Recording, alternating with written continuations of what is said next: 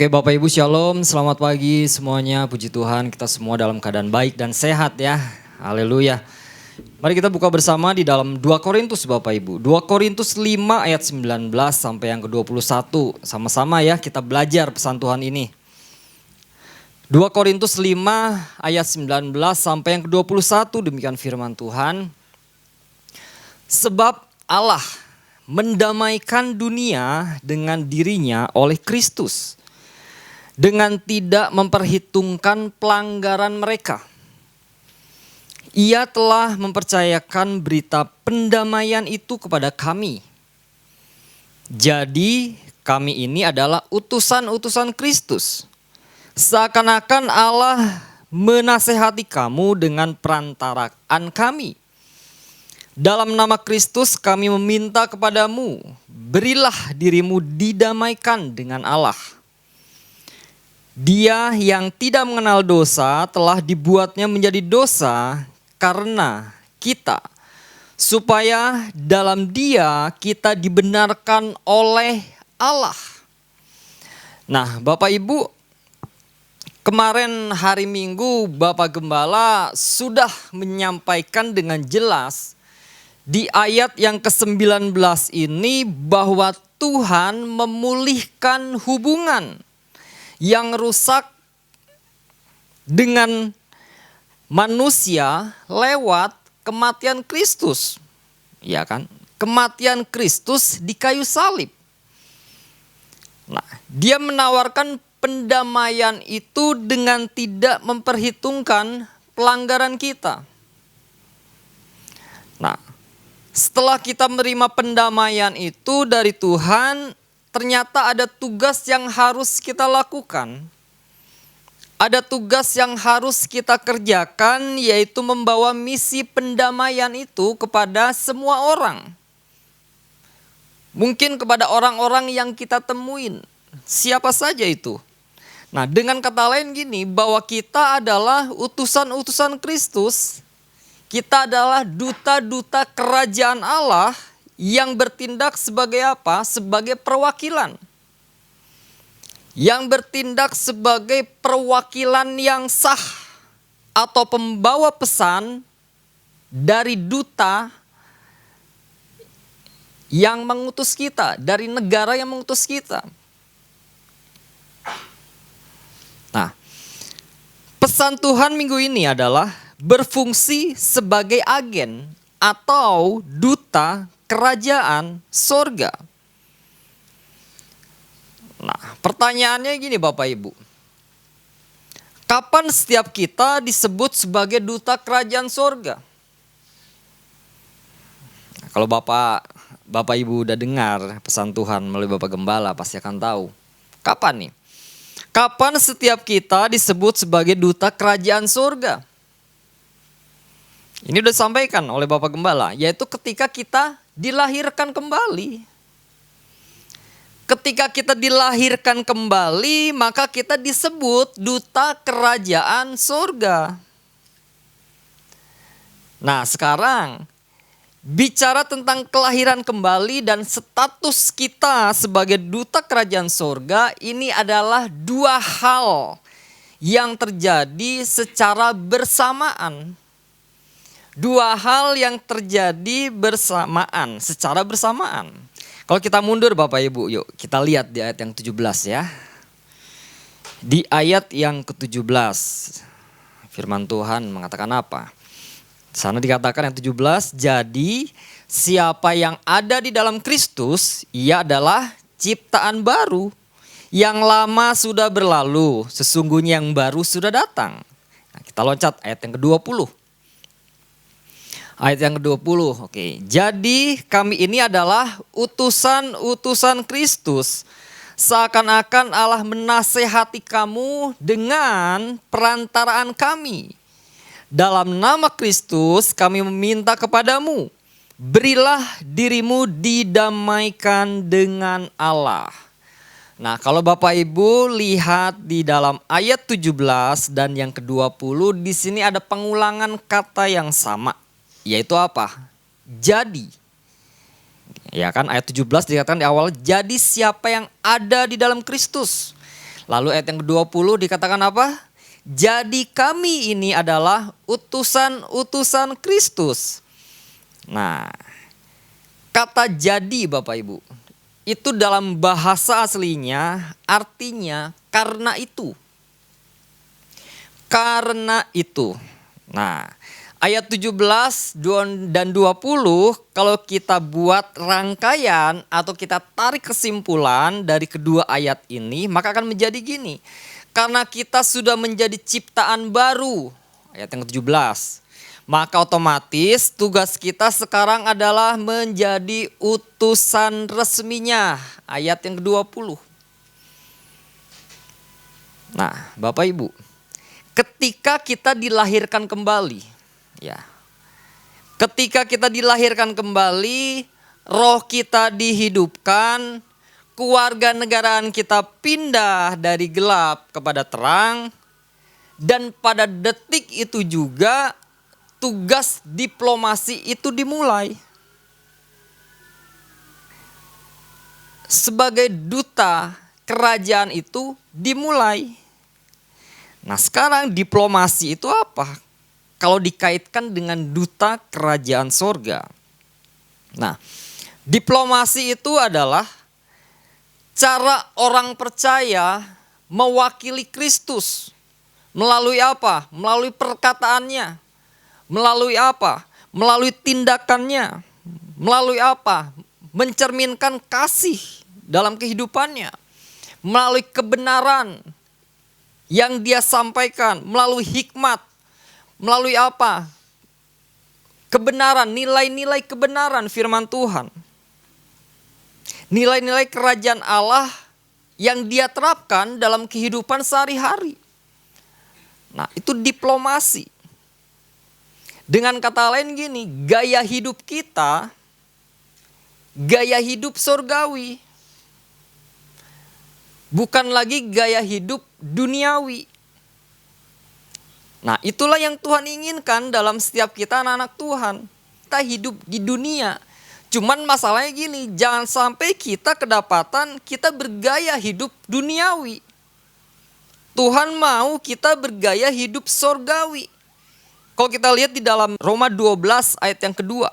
Nah, firman Tuhan di sana dikatakan, janganlah kamu menjadi serupa dengan dunia ini, tetapi berubahlah oleh pembaharuan budimu, sehingga kamu dapat membedakan mana kehendak Allah, apa yang baik, yang berkenan kepada Allah, dan yang sempurna. Duta kerajaan sorga, gaya hidupnya sudah gaya hidup sorgawi. Panggilan kita sudah tidak lagi mengikuti pola-pola duniawi yang bertentangan dengan kehendak Allah. Sejak kita dilahirkan kembali dan kita menjadi duta kerajaan sorga. Nah, ini kan ada perjalanan Bapak Ibu. Ada perjalanan ketika kita dilahirkan kembali menjadi duta kerajaan sorga, ada perjalanan yang harus kita tempuh di situ. Ada masa-masa perjalanan yang harus kita lalui.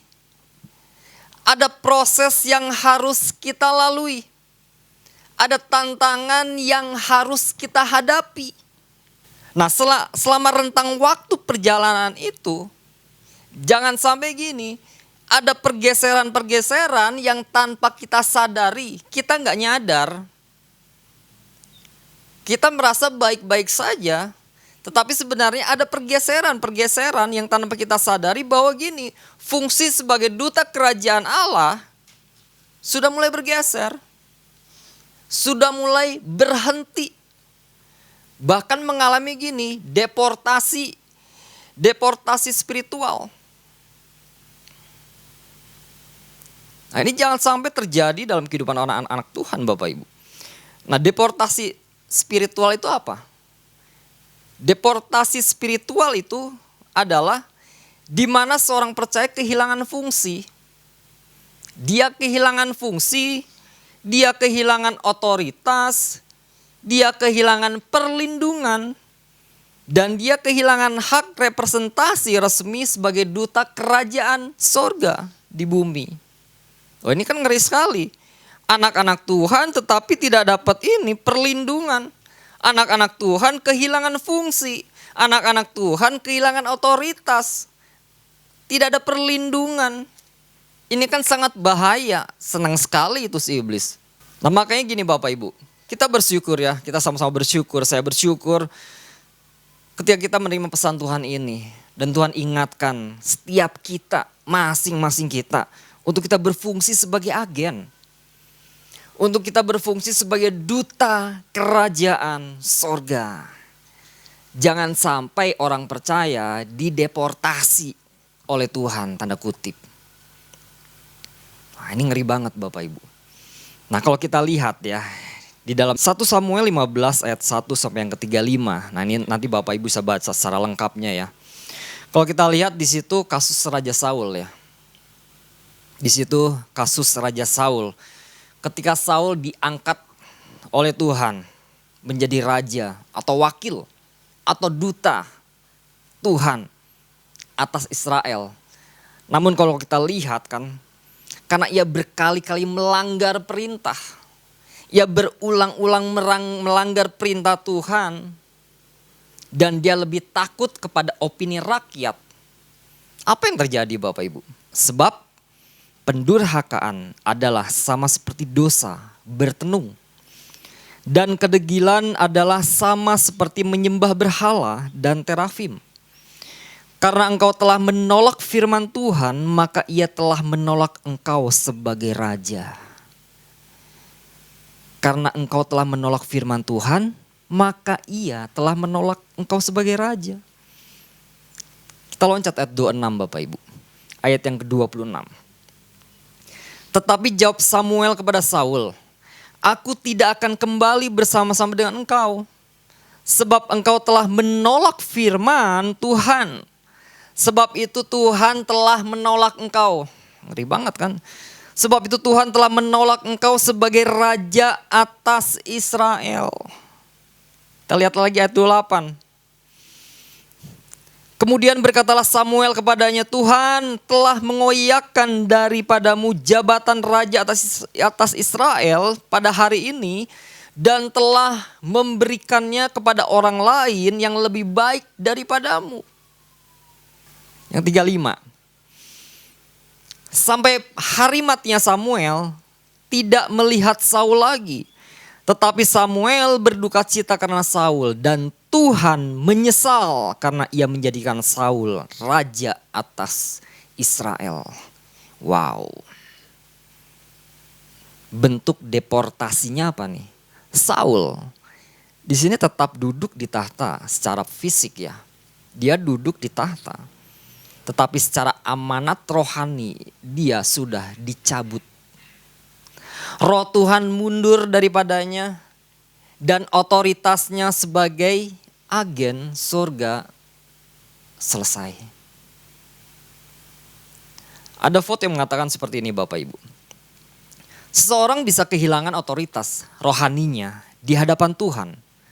Tetapi penampakan lahiriah, jabatan, fasilitas, kesuksesan fisiknya di bumi masih tetap berjalan seperti biasa untuk beberapa waktu.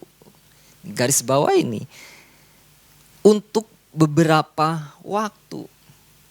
Nah, jadi status masih ada.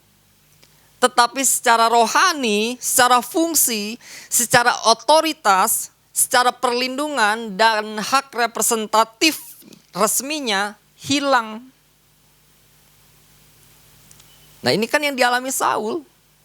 Kalau kita lihat pasal-pasal berikutnya, Saul masih memimpin, dia masih memimpin pasukan dan memegang kekuasaan. Kaisaran. Kalau kita lihat di akhir ending daripada Saul di pasal 31 ayat yang keempat. Nah di sini Saul benar-benar berhenti Bapak Ibu. Saul benar-benar berhenti jadi raja secara fisik. Ketika apa? Ketika dia tewas, bunuh diri. Samuel 31 ayat yang keempat. Samuel bunuh diri dalam pertempuran apa? Melawan bangsa Filistin di pegunungan Gilboa. 1 Samuel 31 ayat keempat. Lalu berkatalah Saul kepada pembawa senjatanya, haruslah pedangmu dan tikamlah aku. Hunuslah pedangmu dan tikamlah aku. Supaya jangan datang orang-orang yang tidak bersunat ini menikam aku dan mempermalukan aku sebagai permainan. Tetapi pembawa senjatanya tidak mau karena ia segan. Kemudian Saul mengambil pedang itu dan menjatuhkan dirinya ke atasnya. Sangat tragis Bapak Ibu. Nah, mengapa seorang duta kerajaan sorga bisa kehilangan pengaruh di bumi? Mengapa status atau fungsi duta kerajaan itu bisa bergeser? Yang pertama, dia lupa akan identitasnya. Dia kehilangan pengaruh di bumi karena dia lupa identitasnya. Nah, kenapa bisa lupa? Nah, penyebabnya gini. Mungkin dia terpapar dengan prinsip-prinsip dunia. Prinsip-prinsip seperti apa? Mungkin keserakahan, standar-standar moral yang rendah, mungkin materialisme. Nah, ini dapat mempengaruhi identitas seseorang ketika dia tidak benar-benar hidup di dalam Tuhan. Ini ngeri Bapak Ibu. Dampaknya apa? Dampaknya kita lihat dari gaya bicaranya, gaya hidupnya, cara dia mengelola keuangan. Mungkin reaksi ketika ada masalah terjadi. Reaksinya seperti apa? Tidak lebih sama gini, persis dengan cara-cara hidup, prinsip-prinsip orang-orang dunia yang tidak mengenal Allah. Lupa akan identitasnya Bapak Ibu. Nah, yang kedua, mengapa seorang duta kerajaan sorga bisa kehilangan pengaruh di bumi? Yang kedua, yaitu saluran komunikasi yang terputus. Udah gak ada komunikasi lagi Bapak Ibu. Sedangkan seorang duta kerajaan Allah, dia harus menjalin komunikasi dengan Tuhan. Karena kekuatannya itu bukan bersumber pada hidupnya, pada dirinya, tetapi pada Tuhan yang memberikan kuasa atau mandat kepada orang tersebut. Ketika sebuah negara memberikan mandat atau kuasa, juga Pak Ishak sempat singgung, dan orang tersebut tidak ada komunikasi sama sekali. Ini kan bahaya banget. Apa yang akan dia putuskan? Apa yang akan dia lakukan tanpa sebuah keputusan dari atasan. Nah, penyebabnya apa Bapak Ibu? Seringkali komunikasi yang terputus. Penyebabnya gini, seringkali membiarkan dosa. Dosa dibiarkan, merupakan hal yang biasa. Kepahitan dibiarkan di dalam hatinya, tidak pernah dibereskan, diantepin aja. Tidak dibereskan. Dosa dibiarkan. Nah, dampaknya apa? Dampaknya yang saya tadi katakan awal, bisa jadi gini, kehilangan otoritas spiritualnya. Ada sesuatu yang hilang, kuasa, dampak spiritual dalam hidupnya itu akan hilang. Karena kuasa sorga tidak bisa mengalir di dalam saluran yang kotor Bapak Ibu. Dia perlu saluran yang bersih, hati yang bersih. Nah, yang ketiga, mengapa seorang duta kerajaan sorga bisa kehilangan pengaruhnya di bumi? Yang ketiga, karena kehilangan kekebalan karena pelanggaran hukum. Nah, seorang duta memiliki kekebalan hukum selama ia bergerak di dalam koridornya hukum negara Bapak Ibu. Tetapi dia lepas dari hukum itu, dari negara itu, maka dia akan kehilangan yang namanya kekebalan dari pelanggaran hukum. Nah, secara rohani gini, orang percaya jangan sengaja, maksudnya itu jangan sengaja berjalan di luar kehendak Allah Bapak Ibu. Jangan sengaja berjalan di luar kehendak Allah, adanya pemberontakan terjadi dan orang tersebut ternyata gini, sedang keluar dari yang namanya perlindungan dari Tuhan. Nah, Seringkali tanpa disadari gini, kita keluar dari kehendak Allah. Kita nggak sadar. Kita mungkin baik-baik saja, ternyata kita sedang memberontak Allah. Tidak setuju dengan apa yang Tuhan sampaikan dalam kehidupan kita. Nah, jangan-jangan gini, jangan sampai perlindungan dan otoritas surgawi itu terputus. Ngeri gitu kan. Nah, sehingga yang senang siapa? Kuasa kegelapan. Dia akan bersorak-sorai, dia akan mendakwa kita lebih lagi, dia akan mengintimidasi setiap kehidupan kita. Bahkan menghancurkan reputasi kita sebagai duta-duta kerajaan Allah. Nah itu mengapa seorang duta kerajaan surga bisa kehilangan pengaruhnya di bumi. Nah sekarang Bapak Ibu, bagaimana sih cara kita menjaga status duta itu tetap tajam dan berfungsi? Nah sekarang bagaimana caranya nih? Yang pertama, evaluasi diri Bapak Ibu. Di dalam 2 Korintus 5 ayat yang 9. 2 Korintus 5 ayat yang 9, demikian firman Tuhan, sebab itu juga kami berusaha baik kami diam di dalam tubuh ini maupun kami diam di luarnya supaya kami berkenan kepadanya. Nah, kalau kita perhatikan kata kami berusaha. Kami berusaha itu dalam bahasa aslinya artinya bertujuan. Artinya berambisi. Artinya berusaha. Artinya bercita-cita. Nah, ini merupakan tindakan apa? Tindakan evaluasi yang disengaja dan sadar setiap hari untuk menjaga hidup kita untuk tetap berkenan di hadapannya. Sebab itu juga kami berusaha. Ada suatu standar yang dipegang. Ada suatu usaha, ambisi tanda kutip, tindakan, usaha, cita-cita untuk kita selalu hidup berkenan. Dimanapun kita berada. Nah, yang menjadi pertanyaan setiap kita Bapak Ibu, termasuk saya juga.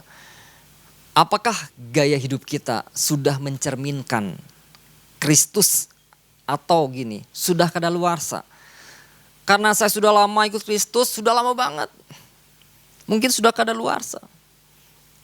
Atau kita tetap, saya ini cermin daripada Kristus. Dalam Mazmur 139 ayat 23. Tentang evaluasi diri Bapak Ibu.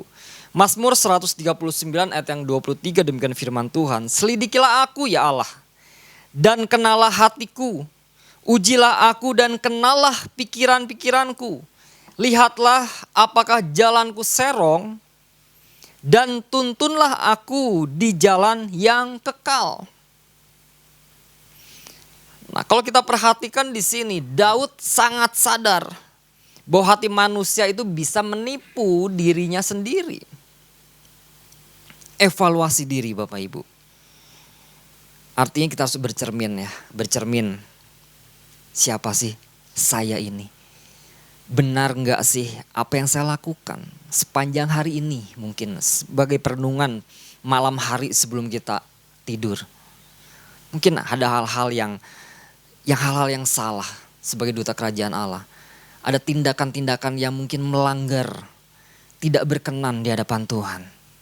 Nah, mari kita sama-sama evaluasi diri Bapak Ibu. Yang kedua, bagaimana cara menjaga status duta itu tetap tajam dan berfungsi. Yang kedua, harus selalu terbuka dengan pusat.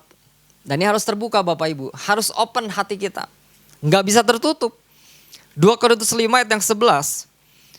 Karena tahu apa artinya takut akan Tuhan. Karena itu kami berusaha meyakinkan orang, bagi Allah hati kami nyata dengan terang. Dan aku harap hati kami nyata juga, demikian bagi pertimbangan kamu. Artinya harus selalu terbuka dengan pusat, tidak ada rahasia. Tidak ada rahasia dalam hati kita. Tidak ada yang tersembunyi, tidak ada motivasi yang palsu, tidak ada kompromi. Karena gini, Tuhan tahu sebenarnya kan, ya kan? Tuhan tahu kedalaman isi hati kita. motivasi kita, apa yang mau kita lakukan nih. Tuhan tahu sebenarnya gitu kan. Artinya tidak ada yang tersembunyi. Nah, kita sebagai duta, kita datang proaktif kepada Tuhan. Datang di hadiratnya secara transparan, artinya gini, kita mengakui bahwa saya lemah. Kita perlu petunjuk. Kita perlu petunjuknya, kita perlu pimpinannya, kita perlu arahannya dalam kita melangkah hari demi hari sebagai duta-duta kerajaan sorga. Nah, sekarang Bapak Ibu, strategi operasional seperti apa nih? Kita masuk strategi Bapak Ibu. Strategi operasional agar fungsi agen tetap berfungsi aktif. Dutanya itu tetap berjalan aktif. Yang pertama gini, tetap melakukan diplomasi dimanapun Tuhan tempatkan. Nah, ini penting banget. Dimanapun kita berada, kita harus menyalurkan diplomasi itu. Jadi nggak cukup di sini, kita nggak bisa memisahkan kerohanian kita dengan kita berada di tempat lain. Mungkin Tuhan tempatkan kita di luar sana. Tuhan percayakan mungkin di tempat kerja, Tuhan percayakan di tempat bisnis kita, Tuhan percayakan di lingkungan masyarakat, Tuhan percayakan di tempat usaha. Nah, anggaplah gini, itu suatu gedung kedutaan. Gedung kedutaan yang Tuhan tempatkan untuk setiap kita. Untuk kita berkarya di sana. Untuk kita buktikan, untuk kita diplomasikan. Artinya, setiap keberadaan kita harus punya integritas Bapak Ibu. Ada integritas yang harus kita jaga, yang harus kita pegang, yang harus kita tegakkan di tengah-tengah standar dunia. Ya kan jangan sampai standar dunia menguasai kita kan intinya. Integritas harus ada selalu dalam setiap kehidupan kita. Nah, sehingga gini, orang dunia tuh ada melihat, ada nilai lebih nih. Dimanapun kita berada, orang dunia melihat, orang-orang tuh melihat, wah ini orang ini ada nilai lebih. Ada sesuatu yang unggul, yaitu standar Kristus yang ada dalam setiap kehidupan kita sebagai duta-duta kerajaan Allah. Nah, tetap lakukan diplomasi dimanapun Tuhan tempatkan. Nah, yang kedua, strategi operasional agar fungsi agen tetap berjalan aktif. Yang kedua gini, mempengaruhi budaya lewat karya. Nah, jika kita punya talenta Bapak Ibu, saya percaya setiap kita punya talenta. Mungkin gini, di bidang musik, mungkin seni, mungkin keterampilan, mungkin memasak dan lain-lain sebagainya. Nah, sadari gini, bahwa itu semua adalah aset kedutaan yang Tuhan kasih langsung dalam setiap pribadi kita. Itu aset Bapak Ibu. Yang harus kita jaga, yang harus kita kelola, yang harus kita kembangkan untuk kita menjadi berkat bagi banyak orang. Menjadi dampak bagi banyak orang. Nah, artinya kita gunakan apa yang sudah Tuhan kasih, apa yang sudah Tuhan berikan, jangan asal-asalan. Jadikan itu sesuatu nilai lebih yang membawa dampak bagi banyak orang. Nah,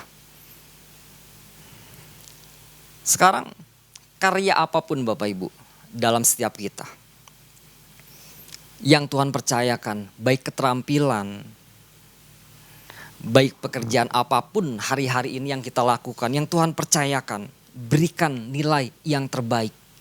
Berikan nilai plus dalam setiap aktivitas yang kita lakukan. Kolose 3 ayat yang kedua-3 dikatakan apa? Apapun juga yang kamu perbuat, perbuatlah dengan segenap hatimu seperti untuk Tuhan dan bukan untuk manusia. Nah, kita percaya Bapak Ibu akan firman ini. Ketika kita melakukan apapun, bahwa itu semuanya untuk Tuhan. Dengan sepenuh hati kita kerjakan, kita percaya gini, ada campur tangan Tuhan di dalamnya. Ada kuasa Tuhan. Tuhan akan terlibat di sana. Dan percaya gini, hasilnya ada nilai lebih Bapak Ibu. Sehingga orang melihat gini, wow, orang ini ada integritas. Orang ini ada dedikasi luar biasa di balik karya setiap apa yang dia kerjakan. Nah ini kan luar biasa Bapak Ibu. Nah jangan sampai gini, anak-anak Tuhan terjebak hanya meniru gaya trennya dunia. Nah ini yang sering kali terjadi Bapak Ibu. Gaya tren dunia yang diikuti. Tetapi seorang duta kerajaan Allah, kita dipanggil untuk apa? Kita dipanggil untuk menjadi culture maker. Pencipta tren itu sendiri. Nah artinya setiap kita jangan takut untuk kita tampil beda. Untuk kita tampil unik, ya kan? Jika tren dunia saat ini mungkin menampilkan hal-hal yang membuat mereka viral.